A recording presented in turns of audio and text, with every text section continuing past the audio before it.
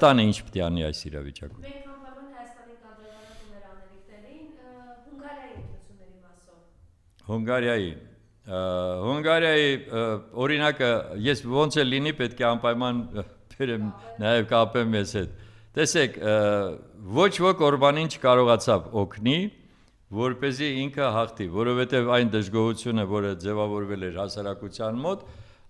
արդեն իսկ արտահայտվեց։ Ինչ եղավ, թե ով եկավ, դա այլ հարց է, բայց որ անգամ Դիվենսը, որը հատուկ եկել էր Դոնալդ Տրամփի կողմից ուղարկված, որպեսզի պաշտպաներ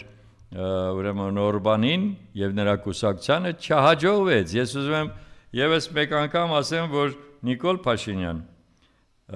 մի հատ ականջի տող արա, որովհետև եթե անգամ մայիսի 5-ին, մայիսի 3-ին, 4-ին, 5-ին այստեղ են լինելու Եվրոպայի ուրեմն 50 երկրների ղեկավարներ Ֆոն դեր Լյայն, Մակրոն, Մերց, չգիտեմ, այսինչ այնինչ, դա ոչ մի բան չի անելու, ժողովրդի տրամադրությունները չի փոխելու։ Մի շատ պարզ պատճառով։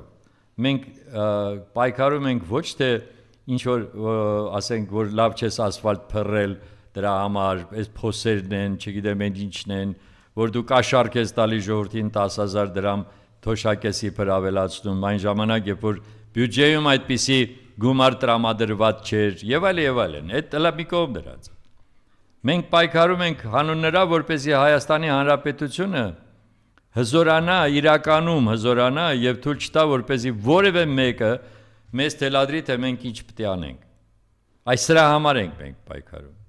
Մենք պայքարում ենք, որպեսզի մեր ազգը չպառակտվի, որը եղավ քո այս կառավարման տարիներին։ Մենք պետք է պայքարենք հանուն նրա, որ ազգը միավորվի եւ ունենա ազգային գաղափարախոսություն։ Ոչ թե միայն այսօրվա քո ասած իրական Հայաստան, քանի գնա հափոքրանալու է քո իրական Հայաստանը, այլ իսկապես ազգային գաղափարախոսություն, որը միավորելու է ազգին եւ իր ներուժն է միավորելու։ Այս սրա համար ենք մենք պայքարելու։ Սրա մասին դեռ կանրադառնանք, ինչ վերաբերում է Հունգարիային, ապա Իլոն Մասկը շատ հետաքրքիր մի հայտարարություն արեց, որ այնտեղ հաղթել է նաև Սորոսը։ Գիտեք, որ Սորոսը հունգարացի է իր, բայց արդեն հայրը չի, այլ տղան է զբաղվում այդ հարցերով, Ալեքսանդր Սորոսը, որը հայտնի է եւ չի էլ թաքցրել նրա հայրը, որ Ուկրաինայում նարնջագույն հեղափոխությունը իր ձեռքերի գործն է եւ ինքն է կազմակերպել այդ ամենը եւ մենք շատ լավ գիտենք, թե այսօրվա մեր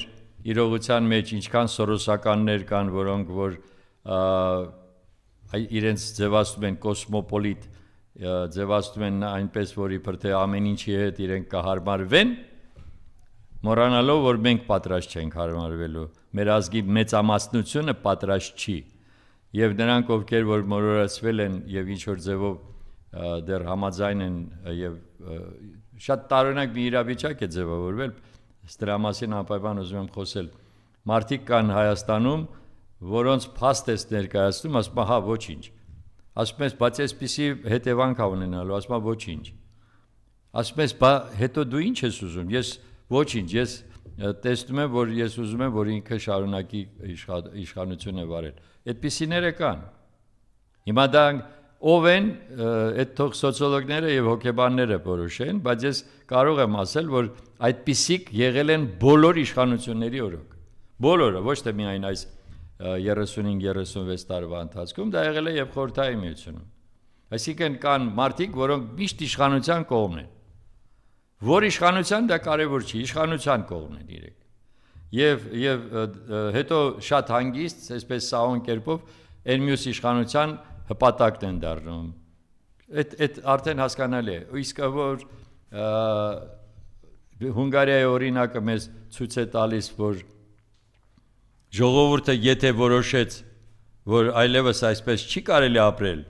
ուրեմն ինքը իր խոսքը, իր ցանկությունը անպայման կհասցնի հաղթանակի։ Այսա գլխավոր բանն է։ Եվ հիմա Հունգարիայի հարաբերությունները իհարկե որոշակիորեն կփոխվեն Ռուսաստանի հետ, բայց միևնույն է, դա նշանակում է մեկ բան. իշխանությունը պետք է հասկանա, որ ժողովուրդը ինքը եթե ձևավորվեց իր մոտ տեսակետ, կարծիք, համոզմունք ինքը իրականացնելու իր ցանկությունը